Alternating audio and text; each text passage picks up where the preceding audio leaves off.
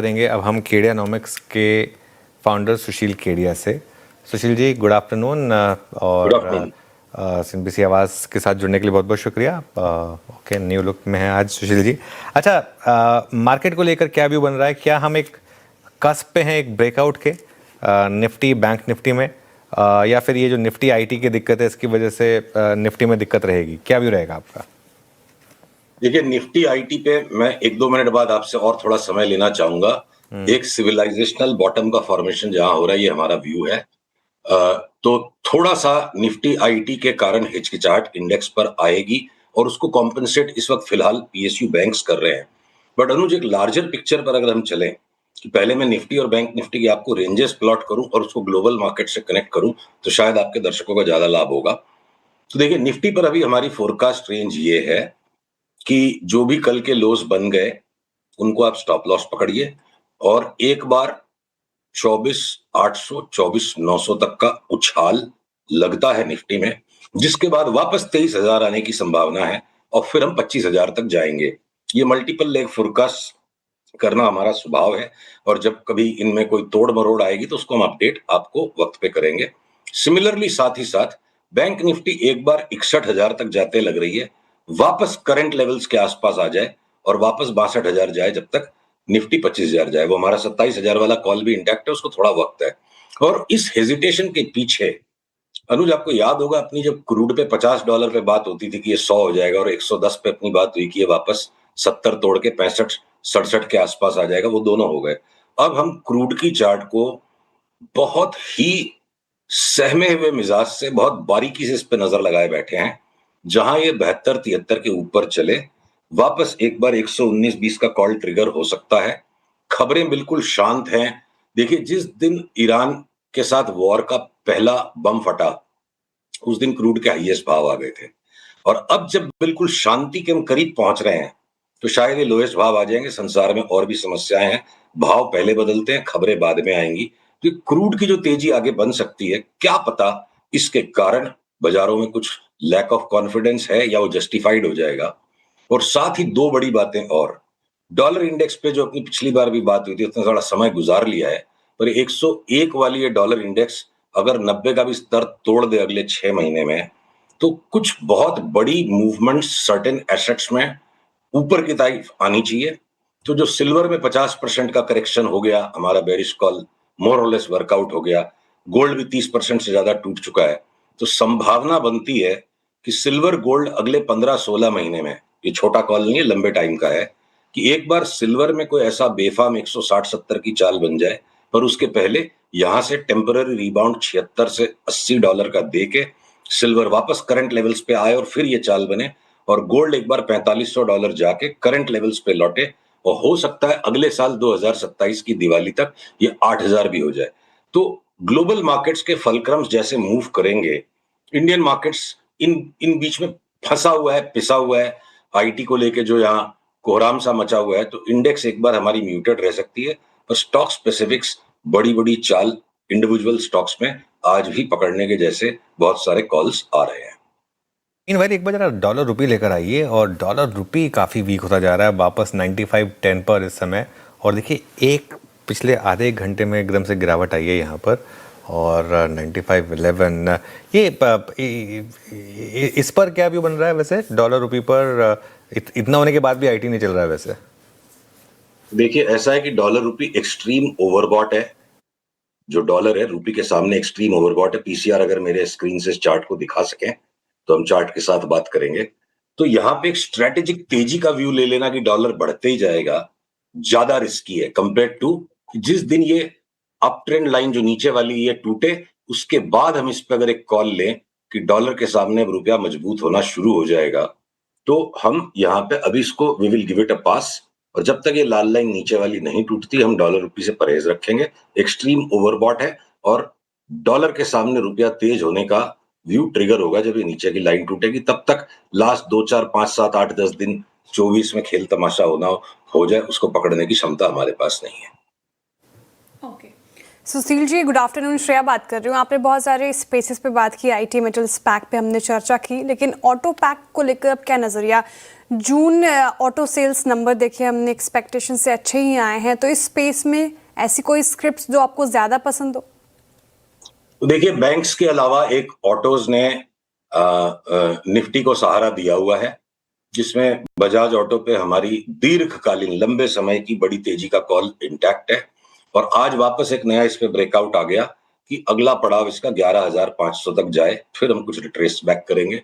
Tata Motors passenger vehicle थोड़ा सा मिजाज दिखा रहा है, टाइम पास कर रहा है यहाँ से, पर इसमें भी एक बड़ा स्पर्ट अब यहाँ से बने, जो हो सकता है 150-200 रुपए तक की भी तेजी बन जाए, जो आश्चर्यजनक लगती है लोगों को।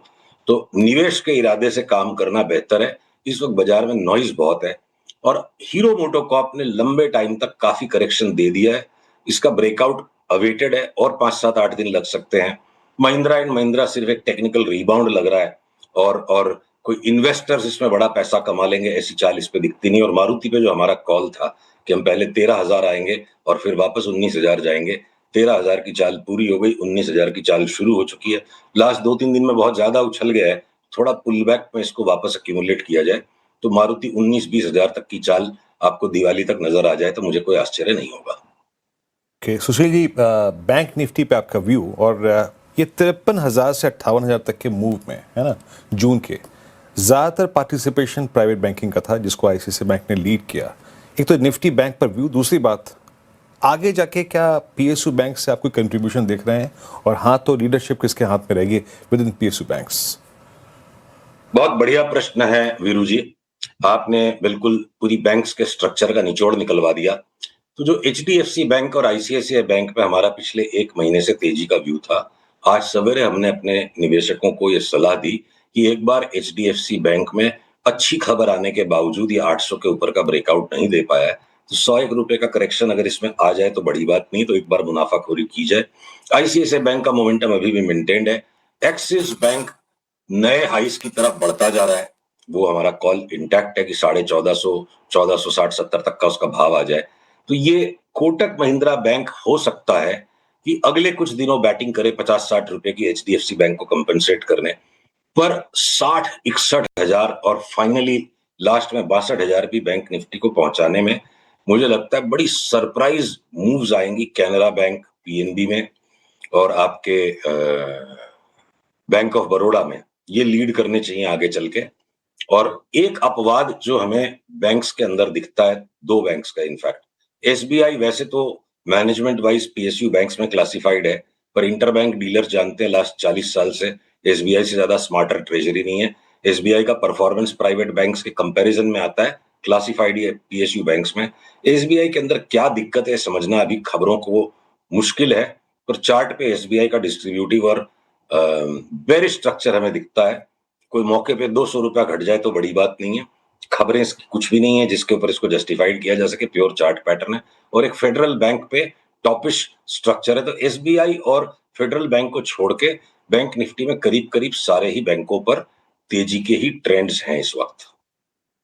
ओके, चलिए, कैपिटल मार्केट थीम यहाँ पर कोई स्टॉक आइडियाज हैं क्या आपके पास?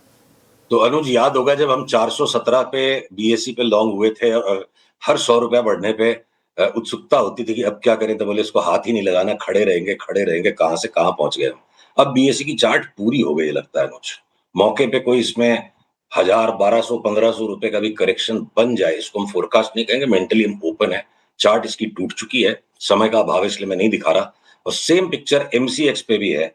ये हमारे निवेशकों को हम ऑलरेडी लास्ट 10-12 दिन से बार बार थोड़ी थोड़ी क्वांटिटी में शॉर्ट्स की पोजीशन को बढ़ाने की सलाह दे रहे हैं। अब इसका आगे चल के फंडामेंटल जस्टिफिकेशन बन सकता है, मार्केट लीडर एनएसई जिनके कंपैरिजन में दोनों एक्सचेंजेस कुछ भी नहीं है, बहुत ज्यादा सस्ते वैल्यूएशन पे मिलने जा रहा है, आईपीओ आ रहा है, तो चाहे वो पोर्टफोलियोज में जगह को ले लेगा या इनकी जो रोल थी इन दोनों स्टॉक्स की चार्ट्स की वो पूरी हो चुकी है, ट्रेंड डाउन है, टॉप बन चुका है और हमारे क्लाइंट्स इन पे शॉर्ट है।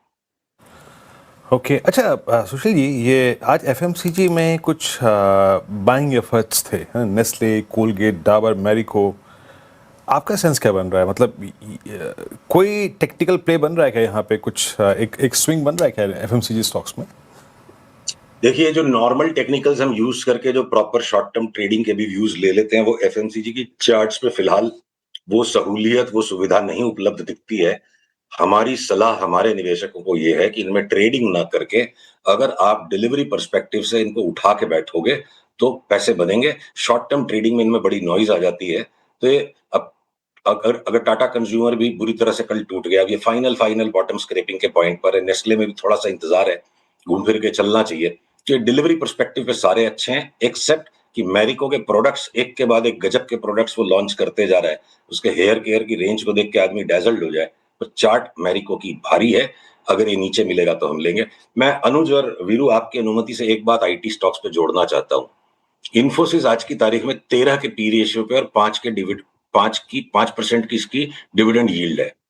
जो हम चार्ट के लिए जाने जाते हैं, अगर अब हम सारे फंडामेंटल एनालिस्ट को विवश होकर याद दिला रहे हैं कि आप अपने फंडामेंटल्स भूल गए हो, जब Y2K के क्रैश के बाद जब इन्फोसिस को कोई हाथ नहीं लगाना चाहता था, इस तरह के जो ये बिल्कुल मुहावरे में इस बात को समझिए, जब जाड़े के सीजन में 20 रुपए किलो मटर मिलते हैं, वो किसी को नहीं खाने होते हैं, और अब इस भरी बारिश के अंदर में अगर 20 रुपए किलो मटर मिल रहे हैं, उस तरह के वैल्यूएशंस हैं, और जो चार्ट्स बिल्कुल लॉन्ग टर्म बॉटम के लिए तैयार हैं। तो यहाँ पे जो भी निवेशक, हमारी सलाह हमारे क्लाइंट्स को है, आप अपने एडवाइजर से पूछिएगा जरूर कि आप आईटी के स्टॉक्स में अगर एसआईपी करेंगे तो हारने की चांस बहुत कम है। कोई बड़ी बात नहीं, साल के एंड तक आपको ये सारे के सारे 50% ऊपर यहाँ से नजर आए। चलिए सुशील जी, अच्छा लगा आपसे बात करके, थैंक्स एज ऑलवेज। और एक बार जिलेट